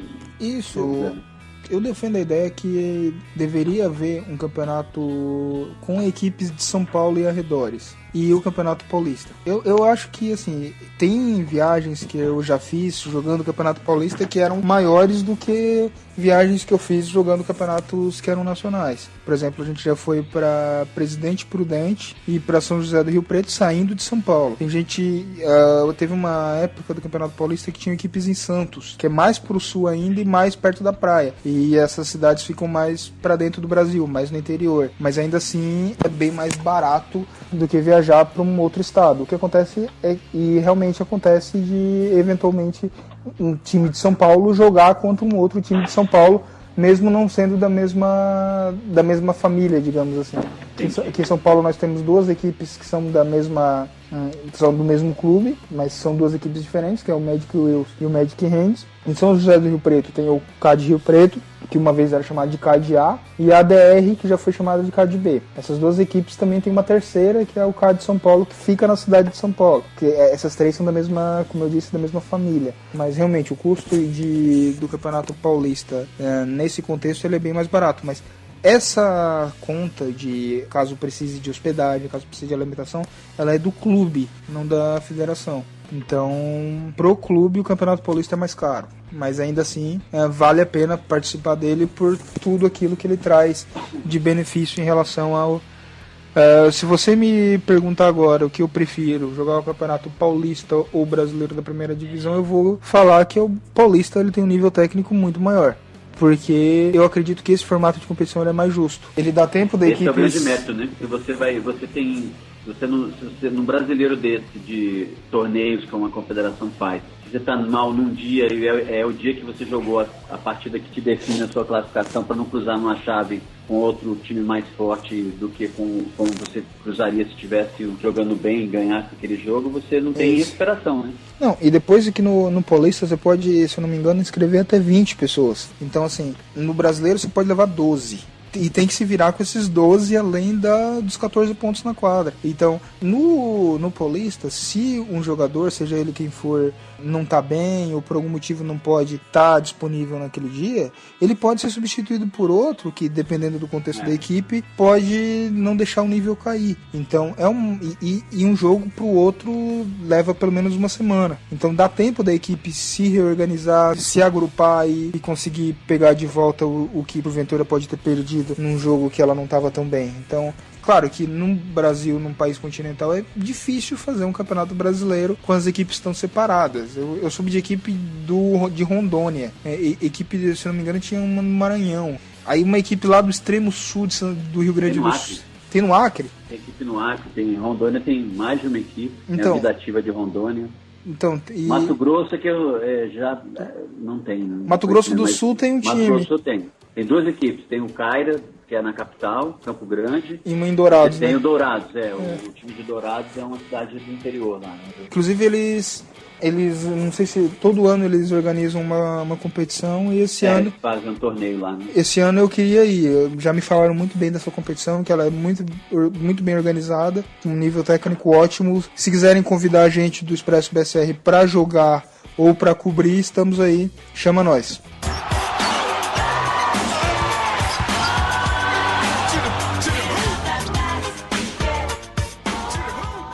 A gente passou aqui, que acho que é importante a gente citar, o que faltou citar os campeonatos femininos, né? Os campeonatos femininos, bom. Aí eu quero só fazer uma colocação em relação aos campeonatos femininos, que a gente está falando de campeonato masculino que aconteceria em 2013, aí acabou acontecendo em 2014, aí acaba tendo 2 campeonatos no mesmo ano, um no início de 2014 e outro no final a primeira divisão para o início, em 2014 teve um em janeiro, que é da primeira divisão de 2013, e teve um perto do Natal, vamos dizer assim, e no finalzinho do ano, em 2014 mesmo lá, né, o Brasil da televisão. O feminino, eles tiveram um sofrimento muito maior, que eles fizeram um campeonato em janeiro. Em Niterói, de 23 a 26 de janeiro. E aí, 5 meses depois, já tinham que estar preparados para um outro campeonato em Manaus, um custo muito alto, só foram 5 equipes. O time da Bahia não conseguiu passagem para ir, o time aqui de Brasília também não conseguiu ir. E 14 a 18 de maio. Mês 5, mês 1, mês 5. Não deu nem 6 meses, foram 4 meses, né? Por uma questão de regulamento, a equipe de São Paulo não pôde participar. Eu não sei, uma interpretação do regulamento diz que a equipe pode participar uma vez que ela tem uma equipe. Se a equipe tem a equipe masculina, ela pode participar com a equipe feminina desde que seja com o mesmo nome. Aí deu um probleminha. A equipe de São Paulo estava vindo bem, eles estavam treinando forte e acabaram não podendo participar. Aí algumas meninas foram convidadas para jogar por outras equipes, mas aí tem entrosamento. Na verdade. Dificulta um monte. Eu acompanhei o Brasileiro de janeiro, que ele aconteceu junto, se eu não me engano, com o Brasileiro de Seleções. Foi lá foi no Andef, né? Foi no Andef. Não aconteceu nada de muito especial, né? Se o Caju tivesse 5 times de mulheres, ele levaria os 5 primeiros lugares. Os 2 All-Star, o Girls e o Pará e o Belém, eu não sei como é que eles dividem isso. Deve dar um trabalho. O All-Star Girls e o Agembe All-Star, né? Não, em 2013 eu acho que eles tiraram o Agembe. Tiraram, né? Sim, acho que não tem mais. Ele tem 2 equipes. Sim. Ele tem as 2 equipes femininas. Né? Isso, ele divide as meninas. O pior de tudo isso, Diego, né? O que acontece? Além de você ter as equipes sempre ficando à frente, a diferença que vem para as equipes que estão vindo atrás ainda é muito grande, né? Não, realmente, que os placares de 2013, que aconteceu em janeiro de 2014, são muito elásticos, tipo 101 a 9. 112-10, 130-4, 106-22. Quanto é que foi a final aqui? A final, eu acho que não teve final, foi todo mundo contra todo mundo. Todo mundo contra todo mundo. Mas se você pegar o time que ficou em terceiro, que é o time que não é do Caju, por exemplo. Que é o Irefes do Espírito Santo. Que é o do Espírito Santo, que quando jogou com a equipe primeira do Caju, acho que foi 60 pontos, 70 pontos de diferença. Ainda está muito distante ainda de... E com esse tipo de situação... Não, foi 15 pontos. Foi 30-45 contra o All-Star Rodas Belém. Deve ser a segunda equipe, né? A primeira equipe, a distância foi maior. O All-Star Girls acho que ganhou mais, teve um placar maior com o time do Espírito Santo. Mas, de qualquer maneira, essa questão de você fazer uma competição em janeiro e em seguida praticamente 3 meses depois, fazer outra em Manaus, é aquilo que vai dificultando, tanto que, por exemplo, uma das equipes aqui do DF, que é o Fênix, está praticamente, não sei se vão continuar esse ano mais não, porque elas vêm num trabalho aí árduo para treinar e com dificuldades grandes e não estão competindo, então meio que desanimaram. E você sabe que hoje o que acontece? O pessoal vai pro tênis, vai pro tênis de quadra, vai fazer alguma outra modalidade que é mais organizada, porque muitas vezes é o próprio Comitê Paralímpico que organiza e tem possibilidade de conseguir uma bolsa atleta. Então você começa ultimamente eu tenho visto muitas meninas do Caju mesmo, do basquete ali, as meninas lá, tudo na pista de atletismo. Não tem visto... mostrou esse dia elas fazendo um treino de atletismo. Eu conversei acho que com a Débora esses dias pela internet, ela estava preocupada de ter algum campeonato coincidindo com o circuito caixa do comitê, porque ela está treinando uma modalidade lá do atletismo, não sei se prova de velocidade, eu não sei qual é a prova que ela está treinando, mas ela está se dedicando também a isso. Você começa a ter uma perda de alguns atletas que vão passando para outras modalidades, né? Sim. E o feminino já tem essa dificuldade grande, né? É o que você falou, se o time do Caju tivesse 5 equipes, poderiam estar ganhando todos, né, nas primeiras colocações, mas também se ele parar com a equipe dele lá... Não tem mais brasileiro feminino. Acaba, aí para tudo, né? E isso prejudica muito a questão da seleção, né, também, né? E também é uma outra situação que mesmo... Então, seleção feminina é um assunto para um programa todo. Estamos negociando também os horários do Caju, ele vai vir conversar com a gente.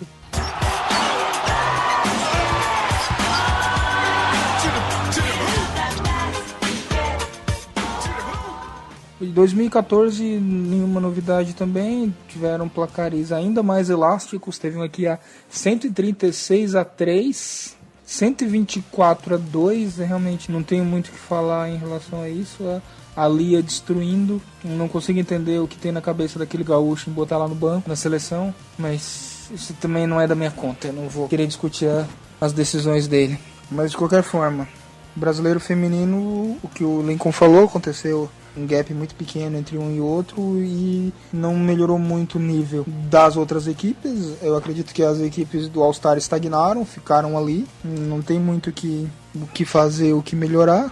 Até porque, só para fazer uma parte também, as equipes femininas hoje, como o All-Star Girls, por exemplo, disputava a competição masculina, não estão mais disputando as masculinas. Então elas vão ter, se você analisar, no caso de uma equipe do All-Star Girls, que era uma equipe que estava na primeira divisão masculina, tem um nível muito bom, ela além de jogar pouco durante o ano, quando joga é com um time que ela ganha de 134-2, 134-3, e se você considerar também um outro contexto, a gente não vai entrar em detalhes aqui, de que a estratégia da confederação para seleções femininas mudou e, no meu entendimento, mudou para pior, essas meninas do Caju que vinham numa ascendência, né, em relação a estar jogando com o masculino e também trabalhando na seleção, com a mudança que houve de estratégia da seleção, elas também vão começar a se, não digo regredir, mas é aquilo que você também já falou agora há pouco. Vão ter muito menos jogos para participar e quando tem jogos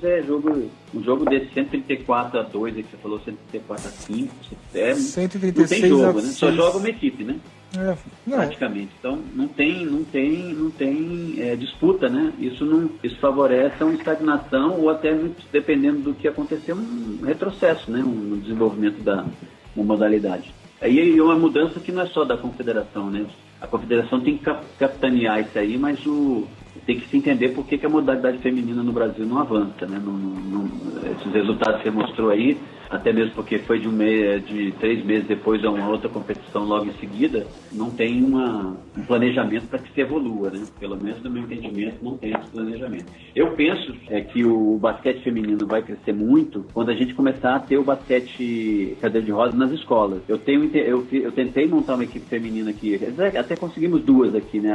Você já citou, a Comissão Jovem tem uma equipe feminina lá, que por esses motivos ou outros as meninas acabam não tendo uma consistência de treinamentos. A equipe do Fênix também passou e está arriscado de acabar. A gente conseguiu ter 2 equipes femininas aqui no DF, distintas mesmo, equipes femininas não eram, e equipes com muitas meninas, mas eu tentei, foi um trabalho que a gente começou aqui na época que eu era presidente da federação, de convidar as meninas para jogar basquete. Mas as meninas viam o basquete e falaram, não dou conta disso aí, um jogo muito violento. Então as meninas tinham dificuldade. Se você consegue colocar a menina para jogar com 12, 13 anos na escola, e ela tendo uma estrutura bacana, porque eu comecei a adotar uma estratégia aqui de associar o projeto do basquete com a dança. Então eu chamava para dançar e o basquete vinha de bônus. E quando as meninas se sentavam nas cadeiras de basquete para fazer dança ou para fazer alguma atividade, ou o próprio basquete, quando a gente conseguia alguma atividade de basquete com elas, que elas acabam preferindo a dança, elas viam que tinham uma mobilidade legal e conseguiam produzir algum resultado e que elas não eram capazes assim, de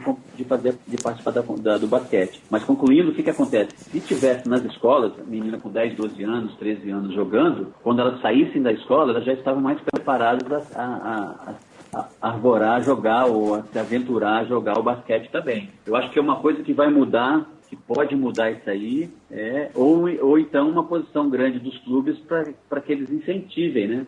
Mas é que acontece, hoje eu vejo muitos presidentes de clubes falarem que eles têm uma dificuldade grande para montar uma equipe masculina e mantê-la. Então, montar, além disso, uma equipe feminina e tentar conseguir patrocínio e fidelizar as meninas para que elas treinem o basquete, que elas não se encaminhem para outras modalidades, é muito difícil. Eu acho que o esforço é muito, muito grande mesmo. O Paulista aí tem chance de ter um dia um campeonato paulista feminino? Remotíssimas. Eu acredito que teria chance, assim, de novo, as meninas competirem como seleção paulista, o que elas já fizeram em outros campeonatos. Eu acho que dessa forma seria até mais justa com elas. Elas vinham competindo os últimos 2 ou 3 pelo Magic Hands, mas eram meninas de vários times de São Paulo. E o time do CAD teve uma equipe feminina também, uma vez que competiu o brasileiro, além da equipe do Hands, mas ter uma terceira eu acho bem pouco provável. Não, é uma coisa que tem que se fazer um planejamento de longo prazo, de médio a longo prazo, para se pensar em alguma coisa há 5, 6 anos mais à frente, porque requer um esforço muito grande. Eu acho que uma das soluções é essa que você citou aí, de possibilitar que as equipes que tenham uma menina ou outra ali consigam se formar uma seleção que seja estadual, uma seleção paulista, e jogar o campeonato junto com as equipes que são clubes, né? Seria talvez uma forma de se pensar, ou uma forma de incentivar ou de facilitar para que as mulheres participem, né? Porque a diferença é muito grande. Se você dissesse que nós temos, sei lá, 80 clubes masculinos e tem 20 femininos, mas são 80 e tem 3, 4, 5, e se você for considerar a equipe mesmo com condição técnica, se bobear só tem 1, 2, no máximo. Concordo, isso é uma coisa que... E nessa linha teve o ano passado o Mundial, né? Feminino em junho no Canadá, que a gente também está lembrando aqui na retrospectiva aqui do que rolou em 2014, e que de uma certa forma eu fiz uma avaliação para o meu blog dos resultados. Tenho até no meu blog depois, posso postar com vocês junto no site, para que as pessoas vejam que com a mudança de estratégia que a Confederação adotou, de promover uma renovação, mudança de comissão técnica entre a equipe, o grupo que classificou o Brasil para o Mundial e o que jogou o Mundial, tentando uma renovação que, ao meu entender, super errada, o resultado nosso foi, além de ter um resultado pior, a gente saiu, nós só ganhamos do Peru, né, no Mundial. A gente saiu de um nono lugar, se não me falha a memória, na Paralimpíada de Londres.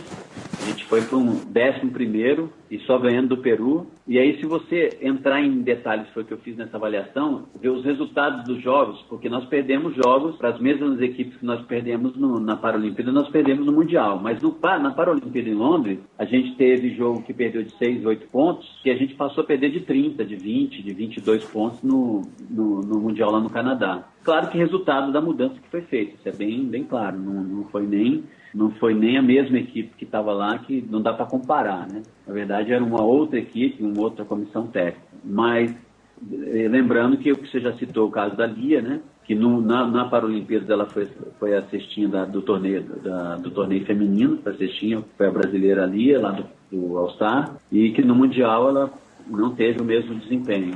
Então, seria isso, essas informações do Mundial em relação à seleção que eu acompanhei, né? Bom, eu tenho uma opinião muito contraditória em relação à sua sobre a seleção feminina. Eu não acho que está errado terem trocado o Caju pelo Thiago. Eu acho que as pessoas que estão lá em cima, por mais estúpidas que as decisões que elas tomem, elas podem fazer isso. E o resultado, nós votamos nelas para elas tomarem a melhor decisão. Elas não têm feito isso, mas é porque eu acho que não teve um Expresso BSR com podcast há uns 5 anos atrás para cutucar elas. Eu acredito que isso vai gerar um ótimo resultado daqui a pouco. O cara não chegou lá do nada, ele tinha uma experiência, um novo técnico. Ele assumiu uma bomba porque ele quis, ele não precisava ter feito isso, mas ainda assim ele fez. Mas de novo houve o boicote das principais jogadoras em relação à nova comissão técnica. Pelos motivos dela, eu não concordo com os motivos delas, mas houve o boicote das principais jogadoras em relação ao novo técnico. Eu não sei, eu acho que elas só conseguem jogar com o Caju ou elas têm algum problema com esse cara. Eu acredito que com esse cara, com as principais jogadoras e com a renovação dentro de quadra, o Brasil teria ido melhor, mas isso é verdade. Eu coloco o principal responsável por esse retrocesso, o boicote que as meninas fizeram com a seleção. Eu acho que a Débora jogaria muito bem naquele time, a Cíntia jogaria muito bem naquele time, a Lia acabou indo e ficando no banco, mas isso é uma outra questão. Eu soube que houve discussões dos treinamentos, que as meninas bateram boca com a comissão técnica. Então, um conjunto de posturas ruins levaram o Brasil àquela situação, e eu não acredito que tenha sido única e exclusivamente a mudança de comissão técnica. Não estou dizendo que esse cara é a melhor escolha para o Brasil, não tenho certeza se ele é, mas é o cara que está à frente disso e nós precisamos dar o apoio que ele precisa para levar as equipes para o mais alto possível, seja ele o Caju, ou seja ele o Thiago, ou seja ele qualquer um. Na verdade, eu não entro nem na questão das pessoas em si. Eu critico a questão da metodologia que foi utilizada.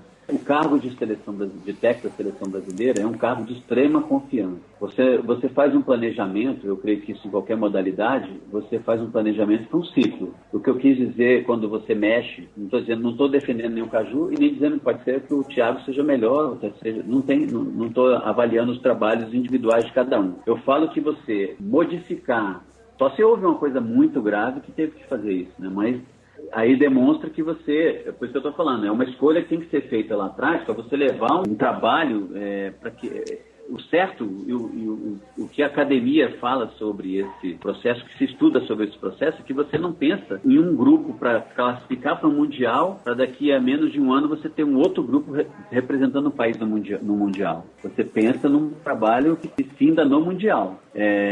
Então, ou houve uma avaliação errada, ou houve algum problema, que muitas vezes se o cara foi mal ou não está indo bem no desempenho com a equipe, ele pode ser substituído, mas o resultado que a equipe deu e vinha dando, porque se a gente puxar uma competição anterior que foi a Paralimpíadas, as meninas foram bem. Então, se na seletiva que foi lá na Guatemala, o Brasil foi campeão invicto e ganhou bem do México, acho que foram 12 pontos, 10 pontos, 12 pontos, então o trabalho em si estava dando resultado. Agora, talvez aí eu posso reconhecer que a gente não tem todas as informações para estar discutindo. Eu faço só uma avaliação de metodologia, mas mas tem que se entender que custo que se tinha esses resultados. Pode ser que o custo seja muito alto. Eu acho que, pelo que foi decidido, espero que tenha sido um custo muito alto, porque o resultado do país caiu muito. O resultado em quadra foi prejudicado. É o que eu falei agora há pouco, quando a gente comentou sobre os atletas almoçarem no lado da quadra, mas você está vendo que dentro da quadra o desempenho está acontecendo, os resultados estão acontecendo, acaba não ficando tão transparente essa situação de desorganização externa, porque os resultados estão acontecendo. Agora, quando você tem uma mudança de metodologia, não estou nem discutindo se o Thiago eu acho que ele deve ter chegado lá pelos méritos dele. Como você falou, pegou uma bomba que eu diria assim, pegou um trabalho no momento que não tinha como ele reverter, ainda mais que você também foi muito feliz dizer que cada um tem o direito individual de decidir o boicote que as meninas fizeram. Eu digo, no primeiro momento de não terem ido, e no segundo momento algumas que foram não renderam por algum motivo ou outro. Isso pode acontecer também. Nós já conversamos isso nesse programa, que você tem que avaliar muitas vezes o desempenho que o atleta tem numa seleção, a questão da maturidade, uma série de outras coisas que também contam, né? Entrosamento, uma série de coisas. Mas a grande crítica que eu faço é em relação à interrupção de um ciclo, num momento que não era normal de se interromper. Mas como não há transparência na confederação, a gente acaba não sabendo o que rola de uma forma geral, e nós não temos todas as informações, eu faço a minha avaliação nesse sentido. Eu acho que teria que se ter tentado negociar, conversar, só se fosse um problema irremediável, mas teria que se manter o trabalho até o Mundial. Depois do Mundial, era um trabalho que começaria a trabalhar para a Olimpíada, porque na verdade esse ciclo que eu estou estendendo até o Mundial, a gente teria que trabalhar um ciclo maior, porque a Paralimpíada vai ser aqui no Brasil, já tem só daqui no próximo ano, né? E eu acho que era um trabalho que teria que ser feito já pensando até mesmo nessa Paralimpíada. Mas infelizmente a confederação não teve a condição de manter, nós não sabemos o motivo porque não foi mantida a comissão técnica, e eu sei que isso prejudicou o resultado, porque se começou um trabalho de novo, né?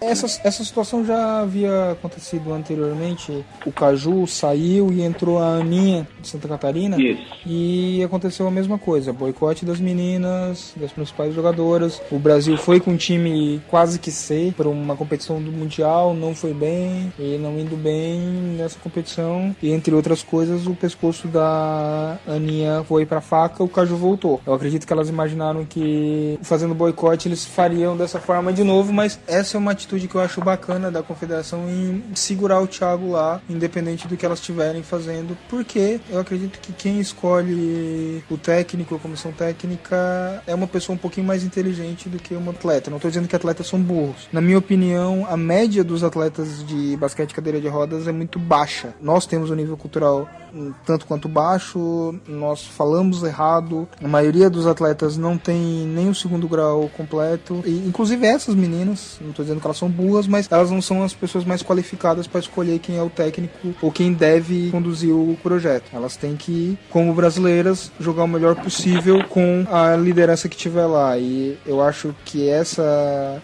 atitude reincidente de boicote, ela foi imatura, prejudicou o basquete brasileiro, e eu acredito que tenha prejudicado inclusive a carreira delas, porque tem Paralimpíada daqui a pouco. E mesmo que volte a comissão técnica que elas querem, não vai dar tempo para fazer um trabalho aceitável para ter um resultado à altura que elas esperam. Mas, Diego, não sei se você concorda comigo, mas se você pegar a seleção feminina hoje, o Thiago jogar com a equipe do All-Star, o resultado vai ser muito bom pro All-Star. A do All-Star vai dar um pau nelas, Eu tenho um entendimento comigo, o seguinte, eu não vou citar nenhum nome, mas eu tenho um atleta aqui no DF, foi destaque até aqui no DF, em Brasília, né? Eu tenho o hábito de falar DF, porque Brasília é uma área só daqui do Distrito Federal, mas eu tenho um atleta que começou comigo com 16 anos, chegou à seleção brasileira, foi ao Mundial. Ele não treina mais basquete hoje, mas se tiver um campeonato semana que vem e chamar ele para jogar, ele vai estar acima da média. Claro que ele não vai jogar porque ele está parado tem um tempo, né? Participa de outra modalidade hoje, mas é um cara que está acima da média. O que eu estou querendo dizer com isso é que a diferença, por mais competente que seja e que mais empenho que as meninas que estão vindo para renovar a seleção tenham garra, sejam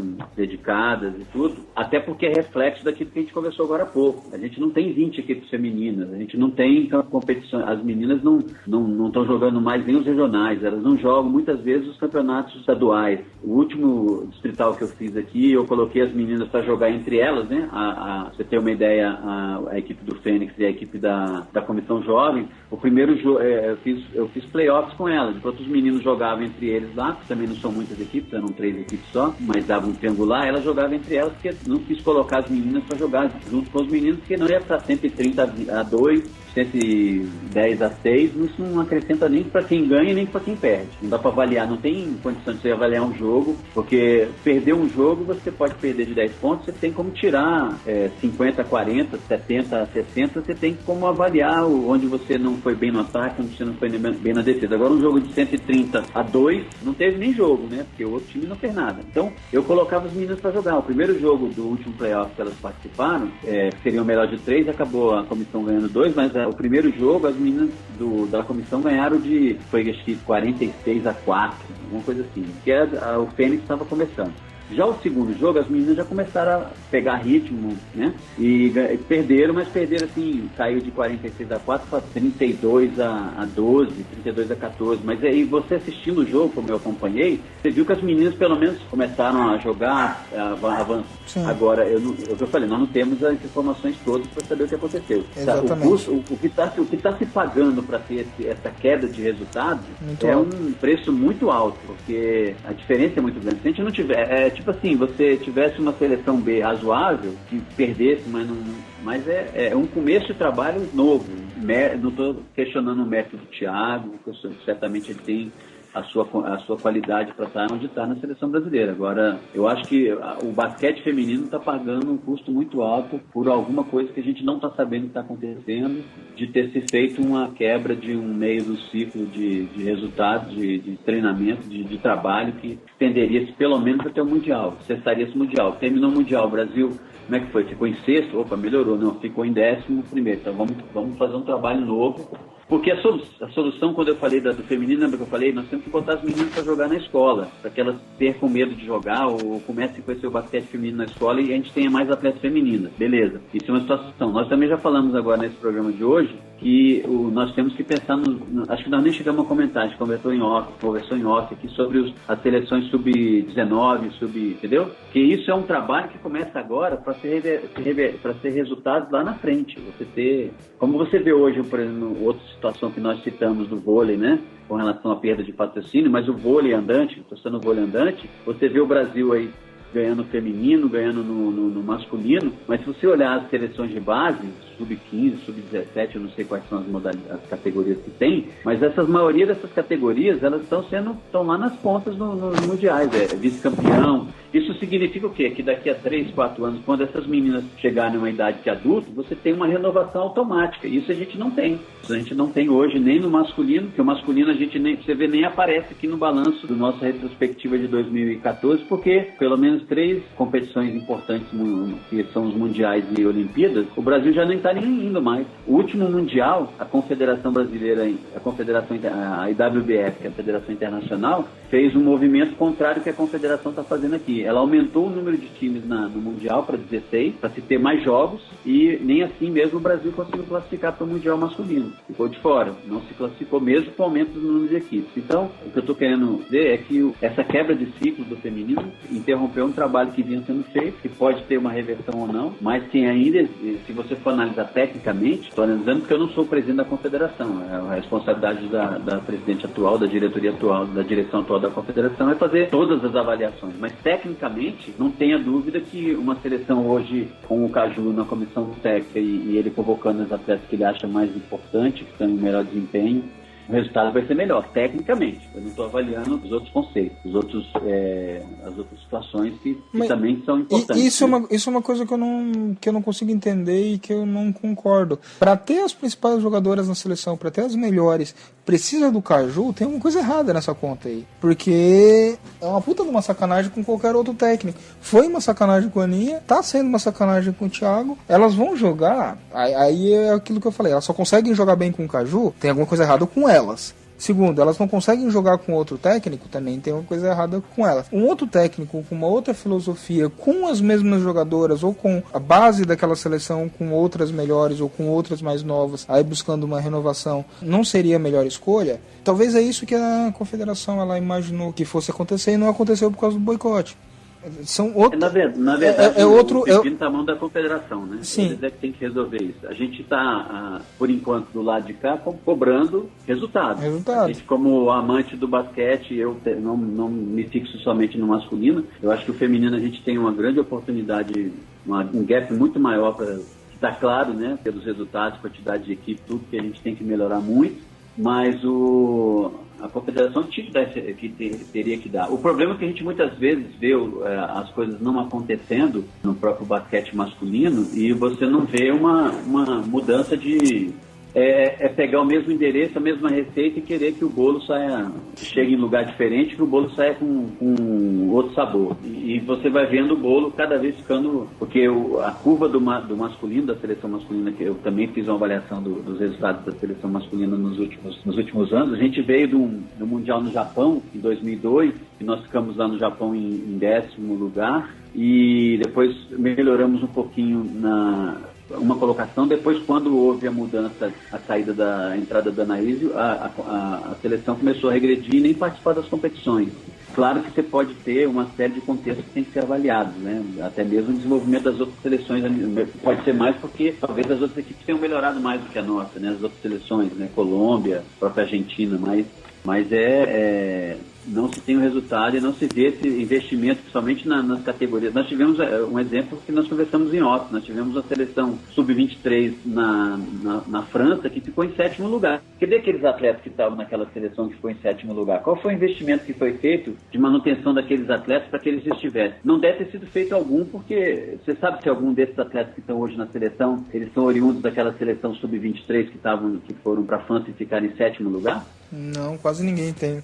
Eu conheço 2 jogadores que estavam nessa seleção da França, o Mike, que jogou comigo, o Mike e o Guilherme, que jogaram comigo no Magic Wheels, mas o Mike, acredito que parou de jogar, virou pai, foi trabalhar e só tá batendo bola de brincadeira. O Guilherme até jogou o Campeonato Paulista da 2ª divisão por São Bernardo, mas ele oscila entre um ano que ele faz muito bem e um ano que ele não joga tão bem, talvez por problemas. Não houve acompanhamento desses atletas, né? Não houve.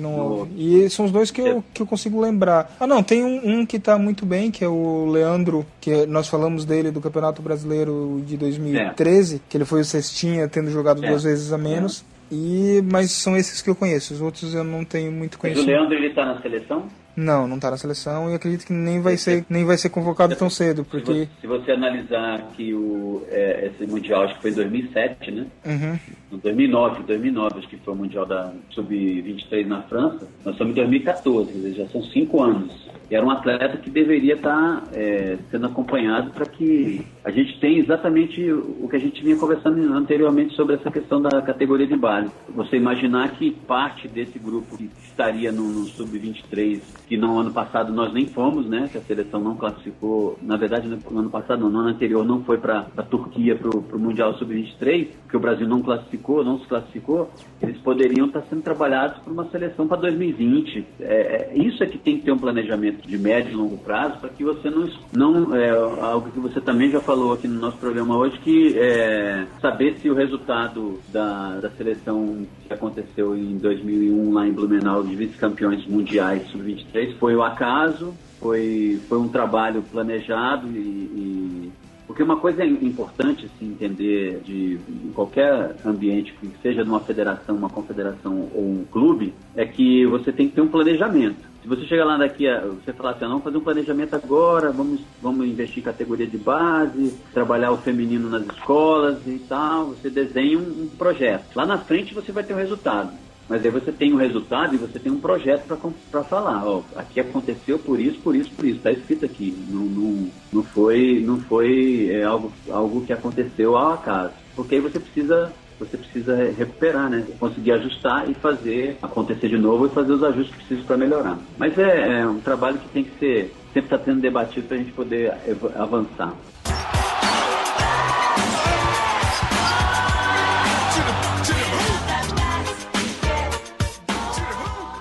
Perspectiva para o Pan-Americano de Toronto das 2 seleções, eu acredito que as 2 seleções estão classificadas, não é das melhores, as equipes do Canadá fizeram renovações nas últimas competições e vão vir muito fortes, a equipe dos Estados Unidos nem se fala, as equipes da América do Sul, da Argentina, da Colômbia, e eu acredito que até a do México estão na nossa frente, tanto a masculina quanto a feminina em vários pontos. Se o Brasil for bem, eu acredito que vai ser sorte, vai ser porque os principais jogadores vão ter que carregar pelo menos 3 pianos cada um, e eu não acredito que eles tenham estrutura para isso, pelo menos não agora.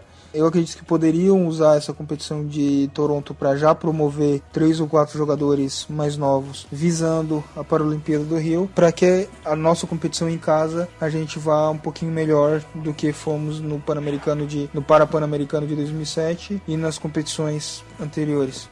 É isso. O que eu entendo é que não se tem que pensar que os resultados do Parapan lá em Toronto vão ser que é uma reta de chegada, a linha de chegada do trabalho. É um momento que eu acho que é interessante que você colocou, de que se utilize para dar bagagem para alguns atletas, para que a gente possa, quando chegar na Paralimpíada no Rio de Janeiro, a gente tenha, que já está classificado, né? O grande mérito, a vantagem é essa, né? Tira um peso das costas, porque se a gente tivesse que classificar também para a Paralimpíada do Rio, a gente tinha um risco grande, né, de não estar participando. Como a equipe da casa vai estar participando, já está classificada, mas eu acho que a gente não pode deixar de utilizar esse Pan-Americano e com um trabalho sério e pensando na Paralimpíada do Rio de Janeiro. E pensando nas competições que vão vir depois, porque o fato da Paralimpíada ser no Brasil não é, como você disse, não é uma linha de chegada. Pode ser considerado, inclusive, o começo de um trabalho.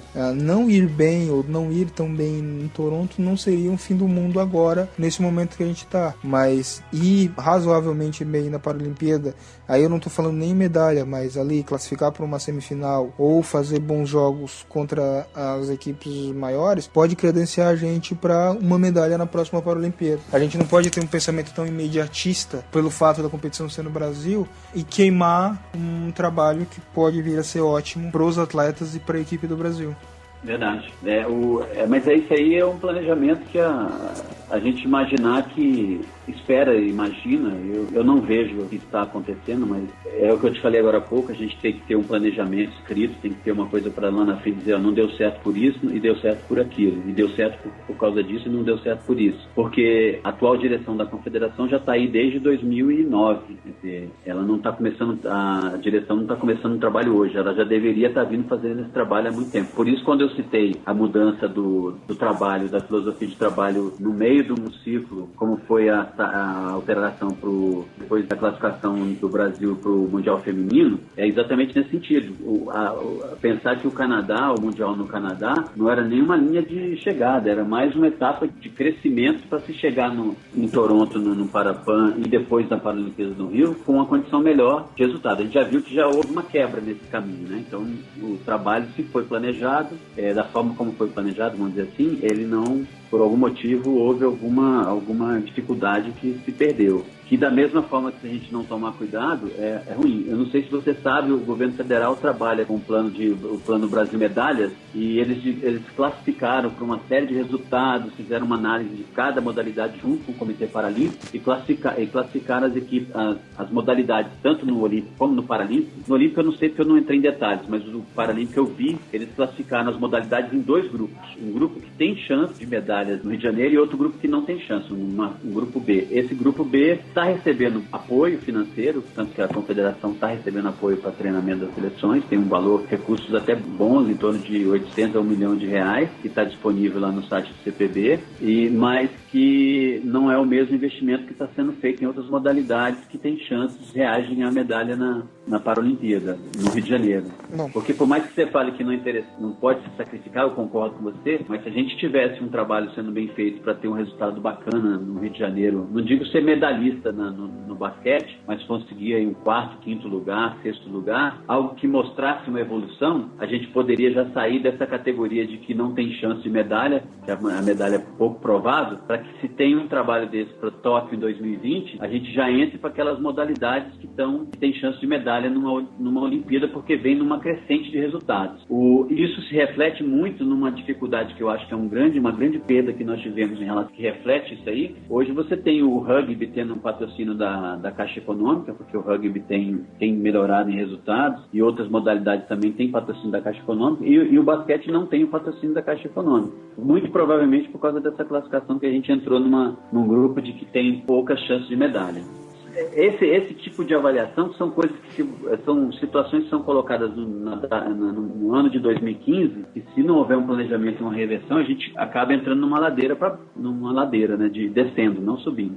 Tudo tem que ser discutido e tem que ser responsabilizado a quem é responsável para tocar esse processo. Como você falou, são as pessoas que são votadas e eleitas para dar esse tipo de encaminhamento que resultem numa melhoria das nossas modalidades, que a gente não está vendo, infelizmente. A gente até via o basquete feminino acontecendo, independente de se é do Caju, se só com o Caju ou com outra pessoa que aconteça, mas o basquete feminino vinha num melhor resultado a cada competição internacional. Vinha participando das competições internacionais, já era um grande mérito. O masculino nem está participando, então isso me preocupa, mas vamos ver que os responsáveis conseguem desenvolver e abrir mais uma perspectiva para nós de um trabalho, um resultado melhor para a Olimpíada do Rio, ou mesmo até nesse Pan-Americano, né? Surpreendendo a gente com resultados melhores, de repente. Tomara, estamos torcendo que as duas equipes façam bons papéis lá em Toronto e que a perspectiva para a Paralimpíada do Rio seja um pouco melhor.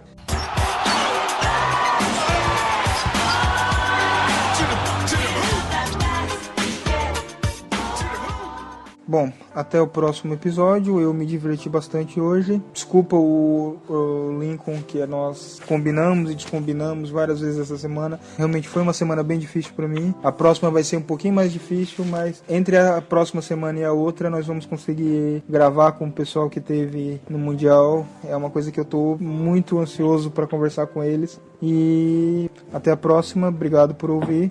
Agradecer aos amigos que estão acompanhando, né, nosso bate-papo aqui, nosso programa, e agradecer a você a oportunidade mais uma vez, e vamos estar juntos aí sempre fazendo essa discussão. Beleza. expressobsr.com.br, expressobsr@gmail.com, ou a área de comentário, caso queira mandar uma mensagem pra gente. Eu já recebi e-mails sobre feedbacks, eu vou compartilhar com os outros editores do portal e vamos responder eles no próximo episódio, certo? Obrigado, tchau, tchau.